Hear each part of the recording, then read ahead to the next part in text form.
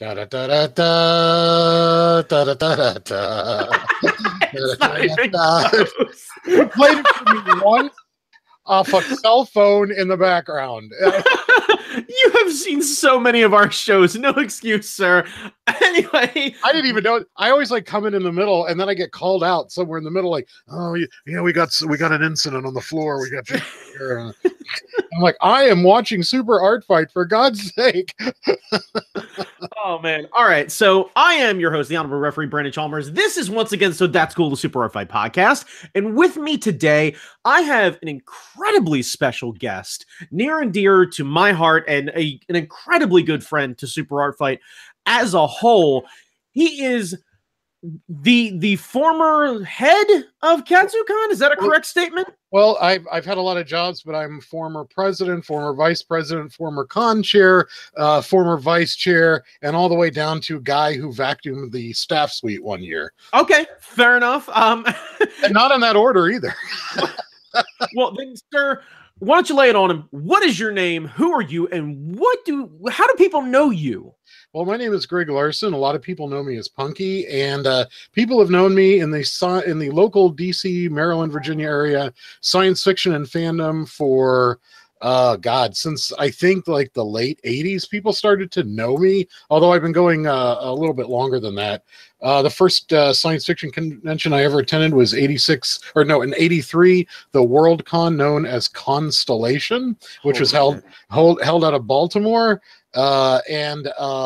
Our gay lawnmower boy, yes, I did say gay lawnmower boy, said, "How would you like to go to a science fiction convention?" And me, of all of like, I don't know, 15, however old I was like, yes, sir. And then I went, and he stuck me under the chair with Star Trek filkers, and it scared the crap out of me because all these overweight men in beards, no offense, just started singing like Star Trek filk, which is like folk music, but it's done to sci-fi themes, like what it's like. And it's called filk because it was misspelled in a flyer in the early 70s, I'm told, and then they've called it filk music ever since. Of course, a nerd's naming a subgenre of a very specific kind of nerdy music off of an inside joke. Oh my God, like filk music is huge in the science fiction community.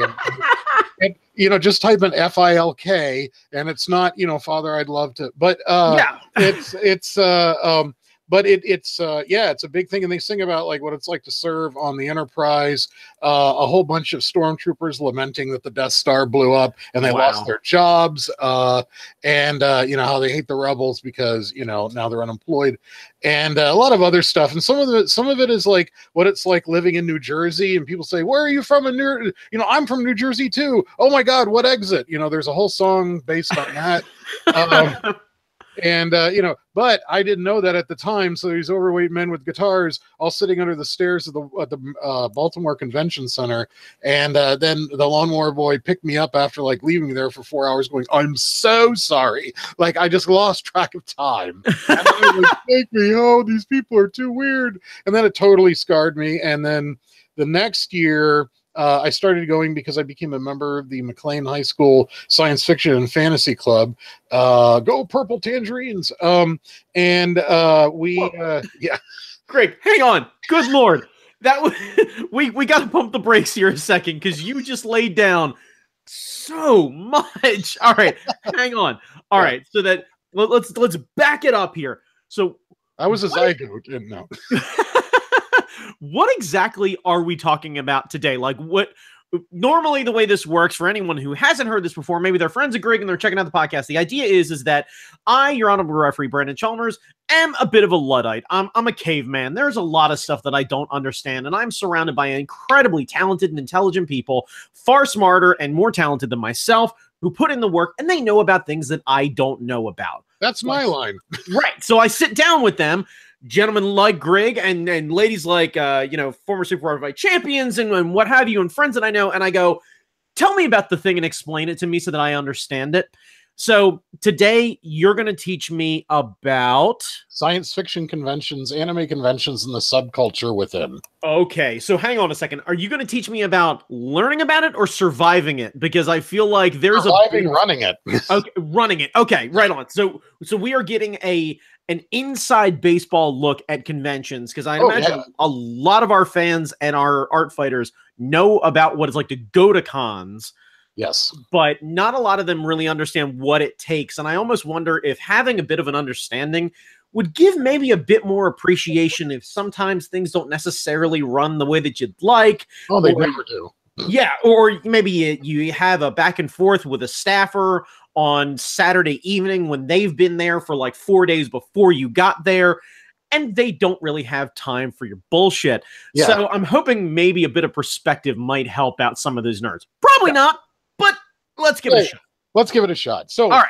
For those who do not know, a science fiction or fantasy convention, or cons, as they will be called, which there's a double entendre there that we love, is basically a gathering of people that are like-minded in a particular subgenre or just general genre. Like, either it could be as wide as science fiction and fantasy or as narrow as My Little Pony. I swear to God, there are My Little Pony conventions run by adults, attended by adults, who have over 10,000 people that take over. Trust me, there has been a long-standing almost challenge to BronyCon to get us there. Oh, you should go. It's got a great vibe. I went because people were making fun of them on 4chan, and whenever anyone gets made fun of on 4chan, I decide I'm going to go attend this and see if it's true, and it's never is. I'm not a furry person, but I attended furry cons and I had a good time. My Little Pony, I attended with the Clockwork Dolls, which is a band, my friend Sam, Julie, and their roommate Adami, and we dressed up. Time out real quick, because the Clockwork Dolls are responsible for one of my favorite random art fight moments. Yeah. We booked them for a show years ago. They come out, they do their set. I'm not necessarily super into them. They're very talented, but it's just not my bag. So I'm back at the bar, getting a drink, and we're getting ready to wrap up, and they get down to their final song. Yeah. And they're violinists, and I don't know if it's the same person or if the band's set up the exact same way. No, I think it was Johnny Benson back then, yeah. Okay, so gentleman comes out with this, like, bright yellow, see-through, like, almost 80s shred-style violin. That's him. And it's got lights in it, and he hooks up to a guitar pedal, and suddenly I hear the thing click over, and you've got my attention, and then starts shredding the opening line to Final Countdown. And the entire bar clears and pours down to the stage. And I've never thrown the horns up at a violin solo until that point, and I have not done it since. But I love that I can say that. Well, you know, it's added and moved on many members of the band over the years. I know that Sam Lee and Julie Zakar are the two people that are running it now. They manage the performers, the singers, the writing, the production, and everything like that. They are also a vital part of KatsuCon, and I've hung around them a lot. But they do other fun things, like they dressed up as Crackle the Dragon for BronyCon, and I was part of the security detail for that because a lot of people want to stomp on a dragon's tail, and it was like a really fake-looking Chinese dragon and it was fake-looking intentional because in the show the ponies dress up as a dragon in order to sneak in with real dragons, and so it has to be fake-looking. And everyone stopped us, like every minute we were stopped for for a photo op, and it was great being with them. But BronyCons have a really great vibe to them. It's kind of like this kind of hippie meets science fiction fandom meets really narrow thing about ponies, and there's a little bit of furry fandom mixed in there. It's just the whole thing has just got this kind of like groovy hippie. You can be very calm at a convention like that. But getting back to the thing about science fiction conventions, I started helping run them. I think it would have been about 1987.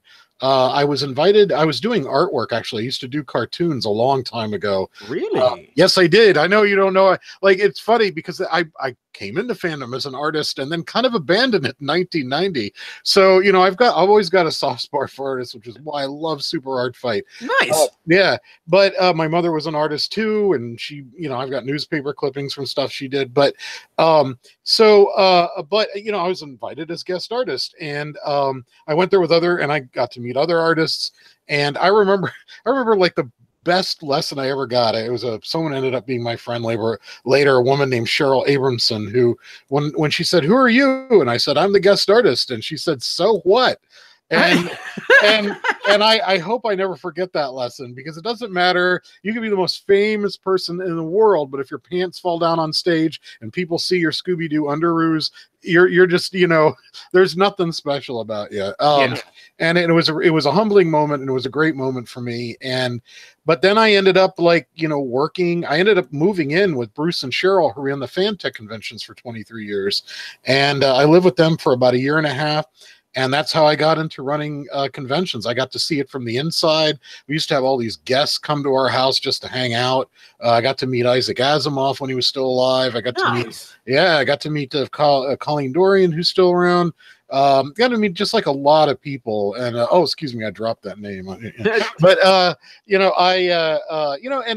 and I got to know everything from the inside out, and all the craziness that goes on there, and what a good attitude that you need to have in order to run a successful convention, because you got to make it all about the attendees. Like, a lot of conventions may not do that, especially with a lot of the Comic-Cons that are coming up and saying, like, they have dollar signs in their eyes and they're like, yes, and then they have all these guests and everyone's in lines and no one's having fun, and the merchants hate them and the artists hate them and the guests hate them. Yeah. But you have a lot of good people like, Ben Penrod, who runs Awesome Con.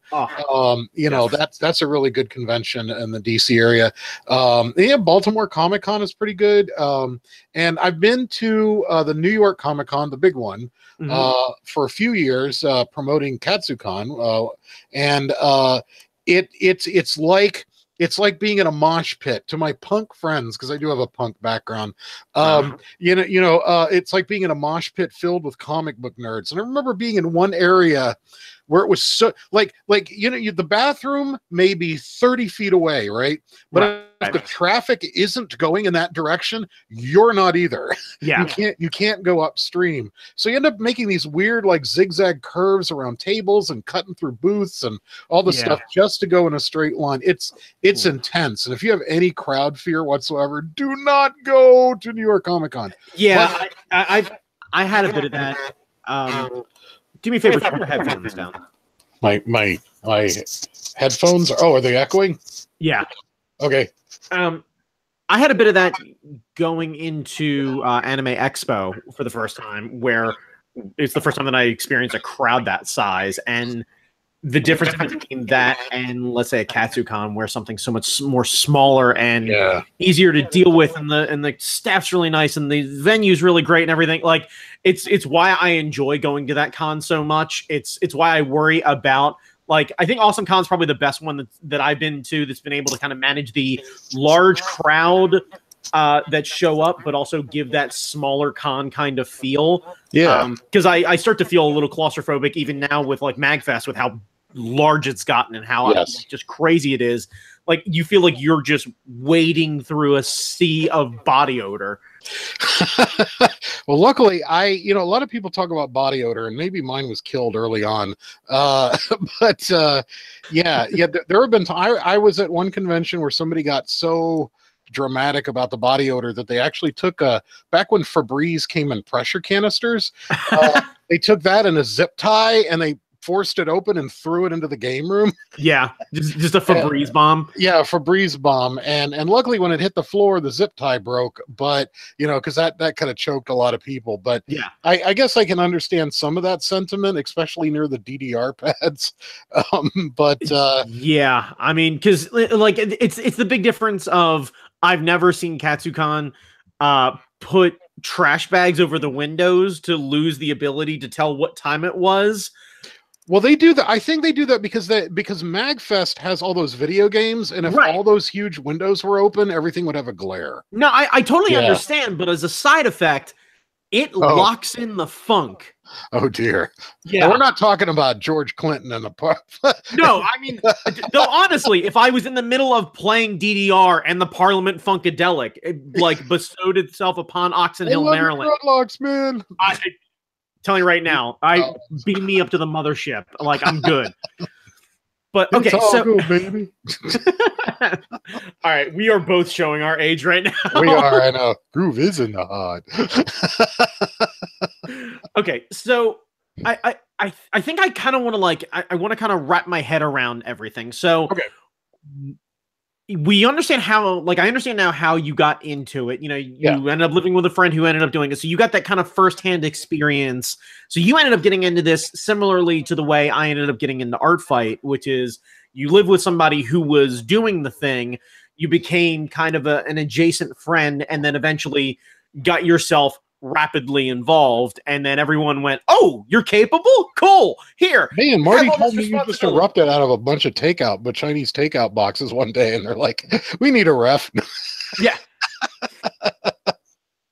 So I just kind of want to wrap my head around, like, how do things work now in your experience with conventions? I assume that they're run more like businesses. There's a lot of organization, there's department heads, and everyone's a volunteer. Well, not necessarily. There are different types of conventions that are out there, like the really big ones like Reed Pop and Emerald City, and those ones are for-profit. Now, there's two ways you can run the business, a non-profit or for-profit. Now, if you do for-profit, there are certain laws.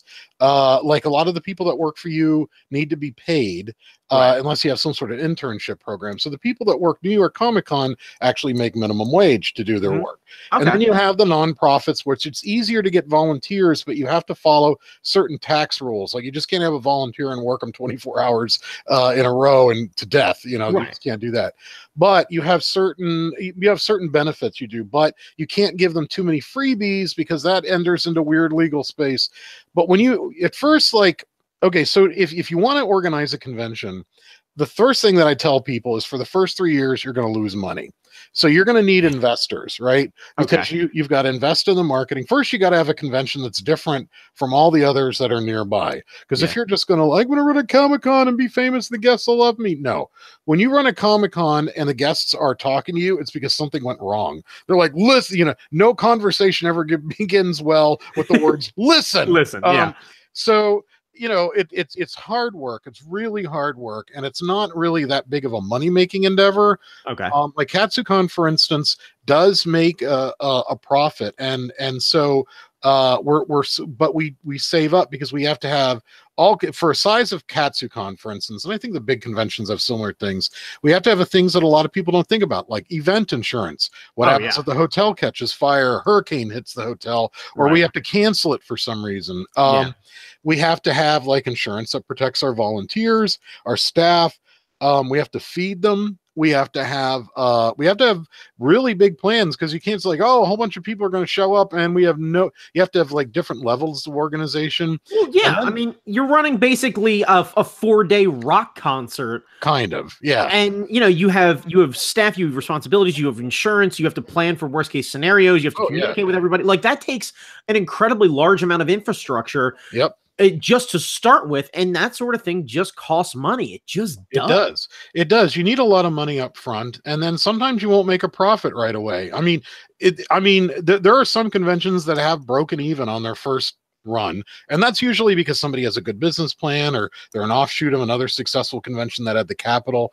But sometimes you don't, and you have to let the investors know that in 3 years, and of course you have to have an investor's plan. You have to make sure that you know who gets money and in what conditions, and make sure somebody doesn't take the profits and buys themselves a new pickup truck or something like that. You know, no, that makes total sense. Yeah. So you know, there are for-profit conventions like that, or non-profits that say all of the money that goes into the convention will continue the convention, and that makes things a little bit easier. Now there are also small, and this is important, there are small conventions out there that sometimes are called Laxicons, even if they don't think about themselves as much that way, that are run by very old organizations. There's WISFA, the Washington Science Fiction Association. They run Capclave every year. They had about 350 people. Okay. There's also Balticon, which has about 1,200 people, run by BISFIS, the Baltimore Science Fiction Society. And there's lots of these little cons all over the place. And if you're somebody who's like, I can't stand the crowds, I just want to talk to somebody in the lobby about Ray Bradbury, those are the type of conventions that, you know, are available to you. But if you're one of these people like, I totally have to see Mark Hamill in person and give him my love /fic, then you need help. But you also can see him at some of the bigger Comic Cons, but you're going to be paying a lot of money. Yeah, I mean, you know, up to $200 at the door, you know, so. Yeah, a couple hundred at the door, and then the meet and greet fee and everything else like that. If anyone's a a nerdy fan and kind of wants an inside look at how some of that stuff is set up and how an appearance fee works, Yeah. take yourself back, do a little research, and look at CM Punk and Wizard World. There Just you type go. that into a Google machine, and he breaks down everything in great detail about how that works. And this way, I don't have to out and out say where I heard all that stuff from, and Grig doesn't have to incriminate himself. And that'll work out just fine. That'll work out just fine. That's another thing you do. Like, you know, at first, like it seems like it's an attractive thing. If you hang around guests, you get to name drop them. And I don't. And one of the reasons is it feels a little creepy and scummy. But also, like, a lot of times you have proprietary information about, like, you know, movie projects. You're like, oh, we were going to have Mark Hamill, but he's working on the next, like, Star Trek. Oh, I shouldn't have said Star Trek. No one knows about the crossover or whatever. Right, You know? yeah. And you have to keep secret information, sign non-disclosure agreements with studios. So there's lots of different levels. And I would always recommend that people work for the smaller conventions first and then work their way up to the bigger conventions if they want to learn about event management. Right. Because there are a lot of things that you don't think about until it's actually happened. And you're like, you know, the hotel might contact you and say, would you please get the vampire LARPers out of the lobby? And there's actually a book by that title, which talks about how somebody got into running Joss Whedon conventions. And so, yeah, and it's a great book and it's hilarious, and how she ended up with Josh Whedon's cat and like all this like bizarre stuff. There's also a book that was written in the 70s about the people that first ran the Star Trek conventions and had no idea that Star Trek, they knew it was popular, but they said, well, maybe 300 people will show up, and like about 2,000 showed up. Oh, wow. And this is in 73 when there was nothing like that out there. Right. And originally the conventions, and they've kind of changed their purpose. Like originally it was the only way that fans could get together because they were scattered. There were so few of us. They were scattered throughout the United States and other countries. And we connected by these things called fanzines, which were published, and you'd send somebody $10, and, you know, about 2 to 4 times a year, you would get something made on a ditto machine that is stapled together in someone's basement. Right. And you would have like letters to the editor. And sometimes people would talk to each other through letters to the editor, like a pre-message board, so to speak. Oh, that's cool. Yeah, and then when Usenet came out, people started connecting over the internet and BBS, bulletin board systems, the dial-up systems, and now there's not much of a need for the conventions to meet people, because people can, like you and I, you know, I'm in Greenbelt and you're, I don't know, in Barsoom, but Right. but you know, we can communicate in real time, and that was something that was just not available when I started. Yeah, though what it does provide is a really, like, at least that I've seen from my perspective of being a nerd, that had I not been involved in art fight, I would probably never go to a convention. And now that I've been, I've had a really good time. And the thing that I always really love seeing are these kids who end up going, or people who have ended up going forever, and they find this kind of great safe environment where, like, one, they plan it like a vacation, and then for the kids, they find an environment where they can be nerdy and they can flash whatever their favorite thing is and walk around a room and find like-minded friends who are into the same things or adjacent things, and make new friends, and just literally walk up and just start with a compliment of, oh my God, your cosplay is amazing. And then have that person go, oh, thank you. And then you get a photo and then a quick conversation. The next thing you know, they're exchanging Twitter handles, and then they're fast friends. And I have really seen things grow that way. And it's one of the few times I think I see people, you know, 35 and under basically networking without realizing that they're networking. Yeah, exactly. And, you know, and a lot of things, you know, they say the fandom saved my soul. In my case, it gave me, like, I did not come from a very good background. And so fandom for me was something that brought in people that were supportive and like-minded, people to be friends with, and people who shared a lot of common backgrounds as far as like abuse, neglect, abandonment, all kinds of problems that they've had, but they have a family that they have chosen. And so we end up like working for a lot of these conventions, and this, I can only speak for myself. Everybody's got their own reason for working them, but for me, fandom gave me a family when I didn't have one. Yeah. And so, you know, my parents are gone, and, you know, I didn't find my sister until we were in our 30s. So it's one of those things, like, I didn't have a family growing up. So I had like all these great people, and then you meet people of like subgenres, like like art, poetry, writing, costuming, and then just strange, odd things that make you just like. One of the things that I learned is like most of the adventures in life, 50% of it is just showing up. Oh yeah. And conventions are like that. So if you want to like, oh, I can't really afford to go to this convention, maybe you could work it. You could see it from behind the scenes. And if you run screaming, then you know it wasn't for you. But there are a lot of people who are like, this is the weirdest thing I've ever seen. Awesome. And that was one of the things that, for instance, that attracted me to Super Art Fight and a lot of the artists, because there was never a way for artists to literally like compete with one another. And at first there was like the Iron Artist that we started at KatsuCon, and I believe Super Art Fight came from that. Yes, and that is the genesis of Art Fight, was actually the Iron Artist, and actually basically a technical issue at Iron Artist. Yeah, and I thought like this is pretty awesome. We get to see like these artists like compete with one another. And then it just got really silly, and it had this kind of like, the thing I liked about Super Art Fight is it has competitions with characters which are similar to wrestling, which is also ancillary to fandom. Right. And so you have these, people that come on. You've got Shoujo Gogo, you've got Stompadon, you've got Baron von Sexyful, and you have all these characters. And then somebody showed up and they actually cosplayed as Stompadon. So yes. Stompadon's looking at Stompadon. So they've become so famous that people are now imitating them, which I think would be, if anybody showed up at the convention pretending to be me, I think I would totally flip out. I'd Twilight Zone and like, you can't be me, I'm me. No, I'm me. Who's the bad clone? Shoot him, only the true clone. No, I'm going into a skit. Which, I did comedy writing actually for a while. I was with a group called And the Prune Brand Players, and we did a lot of science fiction stuff, but it was all skit comedy. Okay. And so, and there was improv too, but that was mostly our exercises. We had a lot of people coming out of the University of Maryland, some out of Virginia Beach area, and then we would meet together at conventions and just be absolutely zany and crazy and be on stage. And we got a following enough that we would have like private jokes, which none of it makes sense now because everybody's gotten old. But stuff about zombies and prunes and some hors d'oeuvres, just weird things that just like just it was part of my vocabulary that but I see something like Super Art Fight and it takes it on and takes on the new level, and I'm like, oh, I want to be a part of this. But I have like my art talent like died like in 1990. I've always been of the firm belief that art, like anything else, requires a ton of practice, and it's just it's true. 1,000 hours. And like I'll say it right now on record.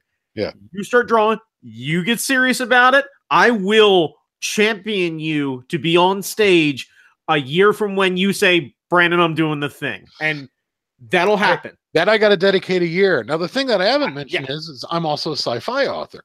So that's one of the things that I was going to a lot of conventions for a while. Now to get down and serious. No, my wife passed away a few years ago. Yeah. And as part of my grief, I just threw myself at the conventions. So I went to all these conventions that I wouldn't have normally gone to just to see what they were like. I also went to craft shows because now I stepped down as president of KatsuCon and let Keith take it over, and now it's run by Raquel. I wanted to see, well, how are other people doing art shows?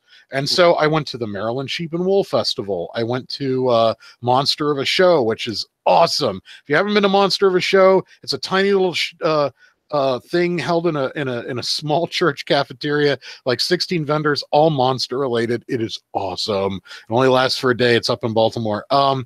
And I saw how they did things. So I said, I'm going to run my artist alley, borrowing these ideas and then also what doesn't work. Like there are huge ones like the Sugar Loaf Crafts Festival, which is ginormous, but they are in the business of just like making money off the merchants and the attendees. And, I run Artist Alley differently. I want the attendees to have a good time, and I want the artists to leave with so much money that they can actually buy brand name macaroni. So,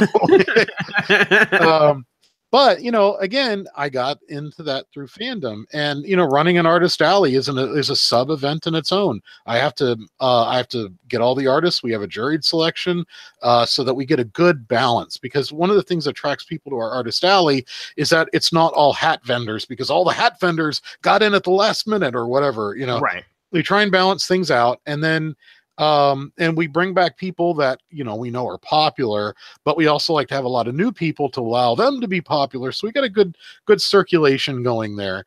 And sometimes you have artists now, like we had 850 applicants and I have 152 tables. Wow. So we had to go through, our jurors had to go through 850 applications, and there were far more than 150 extremely good people. Right. It was just that, well, we had you last year, let's give someone else a chance. Or, oh no, we're going to have this guy because I know this guy, and people are like piled in front of his table. Right. And, so because like any event, we want to be popular, but we're a subsection of Katsucon itself. But it's given me a really good idea of managing a different type of audience, because now I have to be attractive to the artists as well. And we've done a really good job. We've had an excellent staff. I like to say I don't run a good artist alley. My staff does. I said the same thing when I ran Katsucon. I don't run a good convention. My staff does. Well, that makes total sense. Yeah, it does. A manager's only as good as their employees, because they're going to take the best people, encourage them, and those same people are going to take the same knowledge and encouragement and positivity that you're feeding them and feed it to the rest of the staff. And it goes on and it goes on. And the idea is these people eventually will hopefully surpass you as you eventually start to step down. The people that you know and trusted are taking over these leadership roles. Exactly. And you know that you have the faith in them because you saw them when they were greener than goose shit and were coming to you and having these questions. You go, you know what you're doing. We had this conversation a decade ago. You knew then what you were doing. I don't have any question about it now. Yeah. And another thing is that when you start off small, like a lot of these things like start off in somebody's basement or a living room or at another convention, like Balticon started at a WISFA convention where a bunch of people said, like, you know what, that would be really good to have one just in Baltimore, and I'm sure, I don't know if anyone's imitated what Super Art Fight does. It kind of reminds me a little bit of Pictionary, which I used to watch in the 80s when I was sick and at home. But I have to share one tiny thing about that I always thought was hilarious, that you guys don't have this problem, but they had Ricardo Montalban as a guest because he was on Fantasy Island at the time. Right. And this guy was obviously trained classically how to be an artist. And that is it sounds great, but it is a death knell for something like Pictionary, because you have somebody who starts off with the basic lines and he's got 30 seconds to convey, I'm riding a horse or whatever. Right. And he's drawing it like, like fucking Leonardo, but he, and then it's like 30 seconds are up and all he has is like one corner of the picture. Right. And I thought like, oh God, this guy's far too talented for this game show. Yeah. It really is learning how to get your idea on there as fast as humanly possible. So yeah. And so but I've seen you guys grow, and it reminds me a lot of the conventions that I've seen grow. Now some of them have grown and then they get stale, and that's another problem. Like if you don't keep refreshing it with new staff, new artists, new whatever, things are gonna be like, oh, I went to Katsucon Artist Alley, and it's like the same people every time. Oh, look, it's that same hat vendor. I don't want a hat. I don't need a hat. Blah blah blah. Right. But it's and so I'm constantly, and something that from 9 years of retail that I did. You learn you've always got to be training your replacement. Yeah. And you'll lose a lot of your replacements. You're like, you're going to be the next person running Katsucon. Oh, your mom died and now you have to take care of dad in Fresno. I'm sorry. Okay, let's go on to the next person. That kind of thing. So, it's not always a guarantee, but some of the conventions that have died out in my time have been one where it's the same people running it, and it becomes this kind of private in-joke. And then this inbreeding problem happens where it's just them and their friends, and they don't want new people because new people have new ideas, and they're not willing to do new things. And then they get smaller and smaller, and they say, well, it's because our fans aren't loyal. And it's like, dude, why? It's their money. You make them loyal by giving them something for their money. So, there's a lot of that going on. And if I had to tell people, because we had started this saying like, attendees, what they could learn from staff, is that a lot of these productions are just volunteers. Yeah. And you get a better quality of people because these people are essentially working for nothing. I mean, they get like, oh, you get a free badge to the convention, but you can't really use it because you're working. But like when I have staff, I'm like, okay, you only work X amount of hours. The rest of it, you have fun. You go like attend a show, see a panel, do whatever. And or if you're tired, go to the hotel room, because we provide crash space sometimes. Right. Just go to the hotel room, watch the TV, and say like, "What the hell was that? Oh my God! Yeah. I will never do this again." And then the next time they're up and doing it, So, right. But it's. I would say that 99.99% of the attendees are awesome, respectable, decent human beings, like people I'd want to be my friends. Now that means that 1 in 10,000 are jerks. Okay, so fair enough. Which is, say like, okay, you have a 3,000 person convention, you're probably not going to run into them. You have a 20,000 person convention, that's 2 jerks. And I can say from my experience of being an attendee and also being a performer and on the guest side of everything, I always seem to have these interactions with someone who is manning the door or someone who looks like they have been there a little too long. Yeah. And it's usually that they're not actually jerks. It usually just means either someone's given them a raft of shit before you got to them and they're just kind of done, or they're just crispy from the whole weekend. Yeah. And it's one of those things where I know the whole, theory of, you only make one first impression, and the first time I meet this person is the first time they meet me, and I'm making my interpretation of their entire personality off of the next 15 seconds I have an interaction with them. And if they're a dick, I'm always going to refer to them as, oh yeah, that guy. That guy. Yeah. Right. Now here's the thing. Like, for instance, when I was president, if I forgot my badge and I tried to get in and the person didn't know me, I never do like, do you know who I am? Because the answer to that is, why have you forgotten? But I say my policy is they must have a badge to get in the door. That's a lot of people say like, oh, why do I have to wear my badge? That's actually a way in a contract to say, yes, this person represents our attendee base. We've made a contract with them. And the reason why badges are used is we can revoke that badge and they are no longer part of it. So if they cause problems, we take the badge. Now their hotel's problem because this person's a trespasser. They're not with us. Right. Yeah. So it's part of the contract thing that we do. And a lot of people are like, why do I have to show my badge? I got this far. Obviously I'm an attendee or whatever. It's just part of the contract. And that's I think like if I'm to pick at all, at least from my experience, it like my only interactions that have been really negative with any staff have been changes that have happened policy wise, such as vendors were allowed to go in through an exit door before these hours in years prior, and then for some particular reason something happened. I'm not aware of what happened, but there was a conversation that had and someone went along the way and made a decision. This isn't happening anymore. No, and I didn't figure it out because it was probably sent out in the whole like, hey, congratulations, you're a guest and welcome to the convention. Here's all of our rules and regulations and what changes happen and everything. Yeah. And I just don't read it because or the change was made and they just don't mention it. Or the person in charge, and this is something that I had to learn, and this was a hard lesson for me, man, is that sometimes when somebody's in charge of something, that doesn't automatically make them good at it. Yeah. And in convention leadership over the years, there have been some people in head positions who got promoted either through field promotion because the person who used to run it suddenly couldn't because of a life crisis, a job move. They got transferred to a new military base, whatever, and they couldn't be part of the convention. And then the person taking it over, they're like, oh, well, they were there second. They must know what's going on. And then the person, once they get like an iota of power, either drop the ball or they take it way too seriously. Yeah. And then sometimes they don't know what they're doing. So if you were allowed to go through the loading dock, the convention before, the new guy has no idea the loading dock exists. Yeah.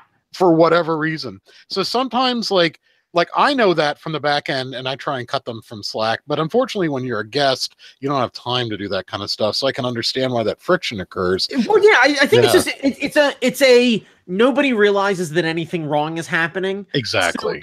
So one of these two wrongs, and no one is like, I can go, what happened last year, and they just go, this is our policy, and just like there's this kind of standoff where it's like, you invited me here as a guest. Why do I feel like you're about to tell me to go fuck myself? I don't understand. And here's the thing. It's like when you have volunteers, right? There are certain levels of volunteers that are kind of like there are people that are just doing it for the hour, so they get the free t-shirt and the free badge for the next year. Yeah. And so they do the minimum required.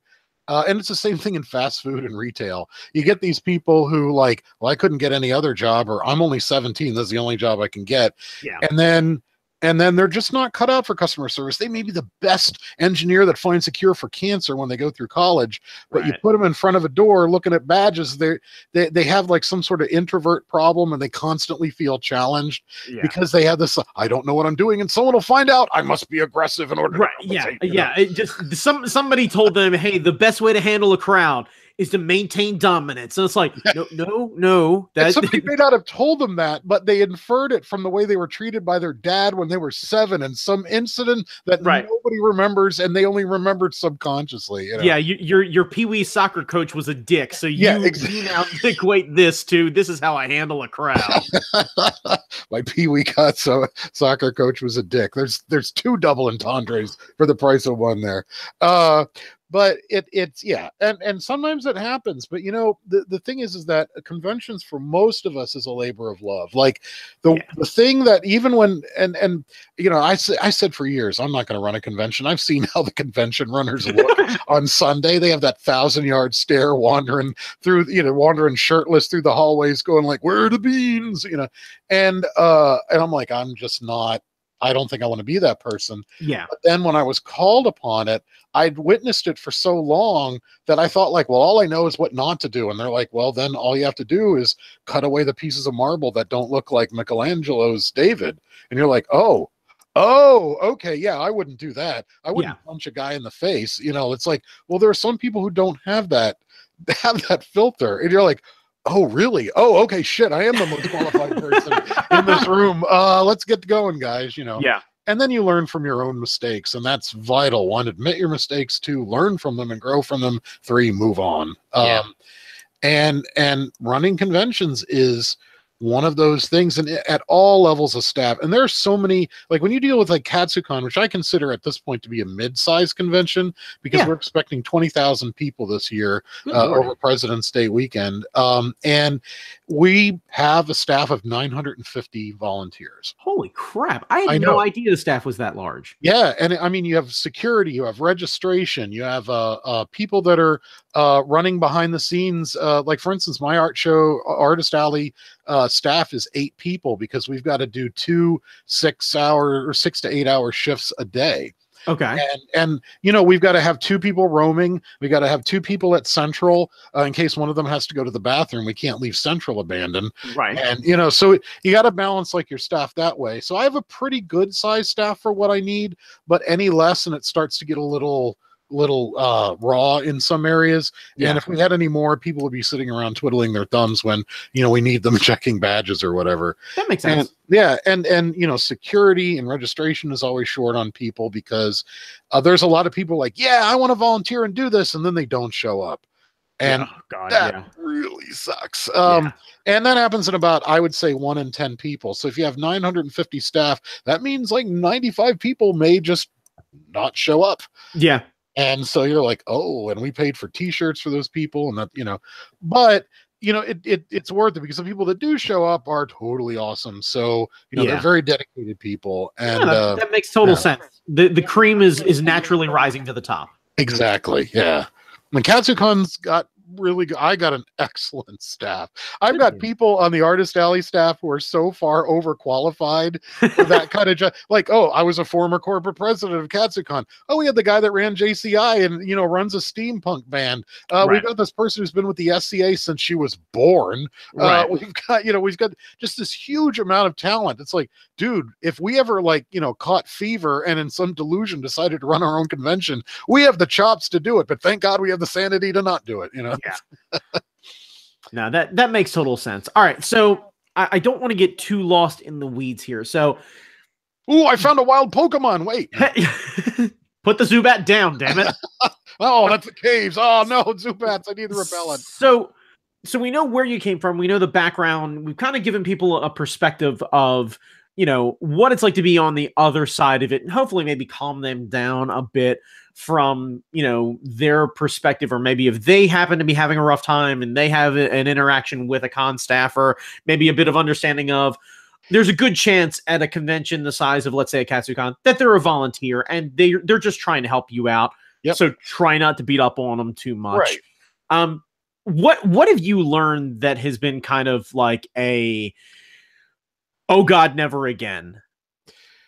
Okay, and I kind of knew this ahead of time from various smaller incidents, but a friend of mine was running a convention where she had a Guests Uncensored.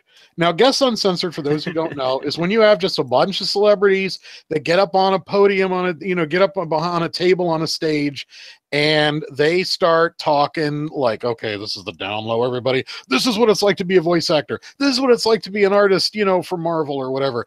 Right. And sometimes they are, shall we say, inebriated. And unfortunately, like, one of the things you have to do with Guests Uncensored is it can get out of hand very quickly, especially because the audience will egg it on. Of course. And so they're like, yeah, let's get somebody really angry, get somebody fighting another person. Yeah. This Jerry Springer mentality of reality TV is given some people. Well, yeah, because they came, they want their moment. They want to know that, hey, I saw a thing that no other con is getting. And I was helping my friend Fuzzface with the Bomb Shelter Radio podcast, and it was live. And there was a bunch of us just talking. And the head of the convention, now it had started because me and my friend Rogue, we attended the Guest Uncensored, and we realized right off the bat it was getting out of hand. There were people that they had brought alcohol on stage, a big no-no. Okay. And so the person running it had no idea how it was supposed to be run, and there were drunken people, and they weren't fighting one another at first. But one guy brought, and this is important, he brought a jug of some very, I want to say it's Scotch. It usually doesn't come in a jug, but it was from a friend of his from Scotland who had died. Oh, Jesus. And so he brought this with him, and nobody told anyone else at the panel this was not public domain liquor. And so it ended up getting drunk, and he got upset about it. That was one thing that happened. And then there was somebody on the panel who was underage. And at some point he started channeling his own Jack Black, and he took off his shirt and was running through the audience shirtless. And so like Rogue and I looked at each other and we're like, check, please. And we left before it just got out of hand. Yeah. So we wandered in and we started helping out with the Bomb Shelter Radio podcast, and the convention owner would come in every 15 minutes with a description of how bad it was getting. And it was like, it's like, so-and-so is now fighting this person, and I had to send this person home in a cab because they were too drunk. And it's like, now this person is missing, and I don't know where he is, and his parents have called for him, and it's like it just became one, and I don't want to give out, a lot of proprietary info, but it was one of those things where it's like, it's like, next time you have this, please, like, know that no alcohol should be on stage. If they're going to drink, they should drink before the thing, so that they're not getting drunker on stage. We had another Guest Uncensored panel where the audience, there had been a DJ for the dance who had said at a convention a week earlier that he didn't like fags. Okay. And one of the people in the Guests Uncensored panel was an open homosexual, right? Okay. So people had mentioned this to him because they were both in the DJ industry, and he said, Oh, "Do you know that such and such DJ said this about you?" And they got him really riled up. And then there was this mob that headed towards the dance, right? Oh God. And so it was going to be a disaster, but luckily, and I put that in the heaviest quotes, somebody who was playing music didn't know that with certain crowds that you have to play energetic music, then calming music, then energetic music, then calming music. Yeah. He just played straight energetic music. Ooh. So people were like rave dancing until they were puking. And I mean, literally puking. So they had to shut the dance down temporarily to clean the puke. Oh, so this God. mob arrives and the dance has been ended like for 15 minutes. And so they were sent back to the Guests Uncensored panel. You know, wow. So because somebody decided to have basically Adult Swim in the pool, yes, that everything kind of stopped itself. That was years ago, and everyone's fine now. But it's one of those things where you have to be careful how quickly crowds can get out of hand. Yeah. And sometimes with crowd control, it's like that. Like if you said, everybody line up to the left. And then somebody, the head of security is like, what are you doing that? Now you're blocking the game room. Everybody's got to go to the right. Okay, everybody line up to the right. But you said you line up to the left. I know, It's changed. You're a jerk, you know. And you get into that thing. And then there's a certain part where the attendees will no longer be told what to do. And you don't want to get to that point. And sometimes the staff, and I swear to God, this happened in the early 90s, there used to be these things at conventions called con suites where attendees could eat snacks for free. Unfortunately, hotels made that very difficult to get into contracts because hotels now make a lot of money with catering. But back then, it wasn't a big deal. So, you know, you had cheese doodles and soda and stuff like that. Well, the people running the con suite got so mad at the people running the convention that they declared independence from the convention, going, he who controls the food controls the convention. Oh, and good so Lord. Then they threw all the staff out, and then it was just and then it became this wild, continuous party. Somebody brought liquor, and it got the police involved, and it was this huge thing. Good Lord. Yeah, so... And you know, like all the other departments start declaring their own municipalities. Right, yeah, because if they can secede from the convention, why can't we? Exactly. I was in the green room at the time. We called it the Republic of Greendonia. And I remember the convention people coming up to us, ripping our sign down, going, that is not funny, you know. And I'm like, oh, that shit's hilarious. Yeah, no, that's straight funny. I don't know who you are, but we've got the guests in here and they're all having a good time. But yeah.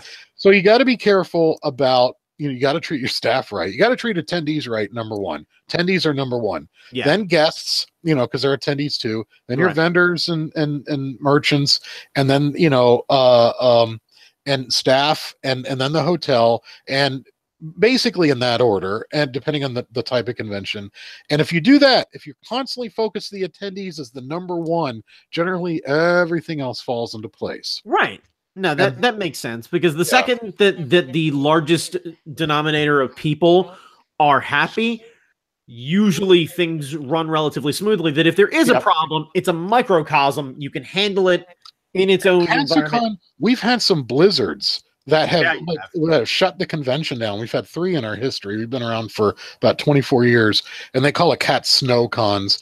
And the Gaylord itself, where it's held now, the Gaylord National Harbor, right across from DC, actually, they have their own generators. They have so the convention's not going to be shut down no matter what. But before, when we were at the Hyatt and the snow hit DC real hard, there were people trapped at the hotel. Some people left, and other people stayed, and then they were stuck there. And what ended up happening is those that stayed behind, because the attendees were all in a really good mood, they started holding drumming circles. The hotel said, like, well, we've got all this food no one's going to eat. So they just like start giving everybody food. There you go. And everything really worked out well. And it became this big kumbaya moment. And moments like that really make it worth it. And there are sometimes when I've gone through the hallways, like totally like flipping out because you know, something went wrong in Reg with the technology or whatever, and I'm like, oh God, I can't take this anymore. And then I see like a group of girls all giggling with each other about like some sort of like weird hotel room drama or something fun that they did together or something they've seen, or they got a guest to sign something and they're really happy. I'm like, this is why I do it. Yeah. For these people, the attendees. So yeah. Nah, that totally makes sense. Yep. Oh, all right, sir. So before we wrap up, are there any stories that you like you knew you wanted to tell that we hit? There are some that I'd rather not send publicly. That's fine. Yeah, it's the convention. The one that where the con suite seceded from the convention is to me, and it's happened far enough in the past that nobody cares who it is anymore. Right. But that convention is long since dead. But when that happened, I thought that was oh my god, I never thought, and it became like our independent countries. That was pretty funny. And there are certain moments where you're just sitting like on Sunday night and the convention's over and there's a few stragglers, like a few attendees. The guests, their flights are not until Monday morning. So you're just hanging out with guests and everybody is tired and silly and doing silly things. And I've had some of the best conversations in hotel lobbies during that time. I have had some of the best interactions with people who, these guests who, you think to yourself like, wow, this guy's a famous voice actor. This person's an author. And they're sitting with you and they're telling about like this, this bizarre story they've told 100 times. Like when I won the Nebula Award, it was a dedication to space junk orbiting the Earth. So they glued a whole bunch of junk together and then it started falling apart in customs, and, you hear about all these stories and those are the moments there, and we don't have time for any single one that sticks out.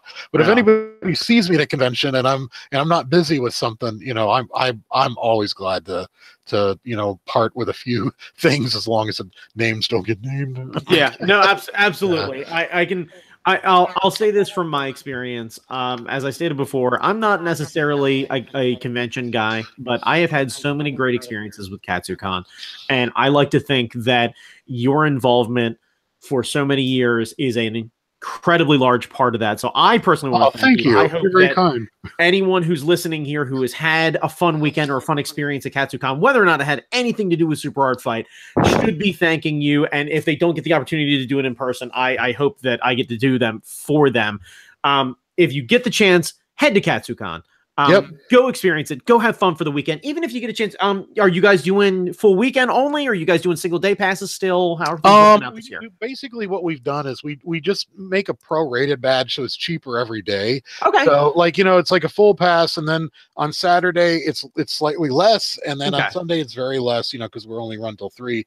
Right. But I'm also. Do you mind if I plug my own? Yes.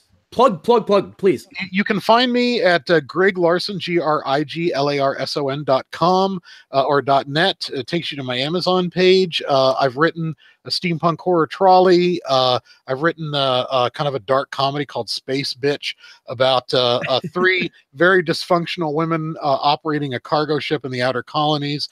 Sequels being written. You can see a lot of the short stories. You can find out where I am. I'm on Twitter as Punk Walrus. And you can find me on Facebook, but Twitter's where I post all my public feeds. And I'd love to meet anybody at a convention who's heard of me or just wants to sit and chat. And if I'm not busy like running something, I will gladly sit and chat with you. Yes. And one of my favorite things to do is see Grig at a convention because it's usually one part of like, oh my God, hey buddy. And then it's big hugs and smiles. And then it's a bit of kind of back and forth of like, so how have things been? Yeah. And then I get this great like story of like, it's just verbal diarrhea almost of like, just like this podcast. Do you think you'll get Grig to talk? It's getting him to shut up is the problem. And of course everybody should see Super Art Fight. And then, I've got a new girlfriend that I keep trying. I was like, I got to get her to a Super Art Fight so she can meet so many of the people. And, and so hopefully I can do some of that at Katsu because I'm only running Artist Alley. And as long as that doesn't catch fire, I can probably attend your show and introduce a candy to everybody. I have been tiptoeing around it, but unfortunately Super Art Fight will not be at KatsuCon this year. Oh, okay. So we hope that hopefully next year we'll get a chance to be back, and hopefully we'll get a chance to get in contact with them and be able to make that happen. Awesome Con, correct? We will be at Awesome Con, though they haven't officially announced it yet. All right, no, it's fine. Like, luckily, I don't think Ben actively listens, and if he does, I'm hoping he just won't chastise me too much. But. We'll edit that part out. We'll edit the whole KatsuCon. I hope to see what Super Art Fight is. But yeah, so hopefully There's a good chance you may see some Super Art Fight friends at KatsuCon. There's a great chance that you'll see a lot of Super Art Fight friends at AwesomeCon. Yes. Feel free to come hit any of us up. If you hear this episode and you're like, Grig, I really want to meet you, shoot Grig a line. He is one of the kindest people that I know. And if there's right back at you, buddy. Great, thank you, man. Yeah, like if there's ever been a great representation of why you should be kind to a staffer, be kind to Grig, because man, yeah. All right. So anyway, you can find me at Brandon Chalmers on Twitter, at Balmer Brandon on Instagram.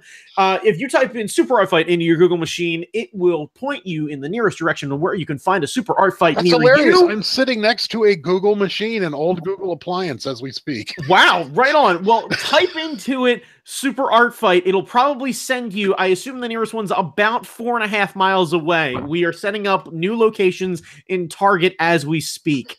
Nice. I ripped off the faceplate of it. Wow, he actually does have a straight up Google machine. That's terrifying. I was like, there's no such thing. Oh my God, I'm right next to the Google machine. It's this lovely, like rubber ducky yellow. Wow, you are just the old school tech nerd, and I love that about you. All right. Really dull R710s, but all right, kids. Well, for myself, for a Mr. Grig Larson, go see him in KatsuCon. Go to a convention, damn it. Enjoy yourself, and don't be afraid to be a nerd and let your nerd flag fly. This has been So That's Cool, the Super Art Fight podcast. I will catch you kids later.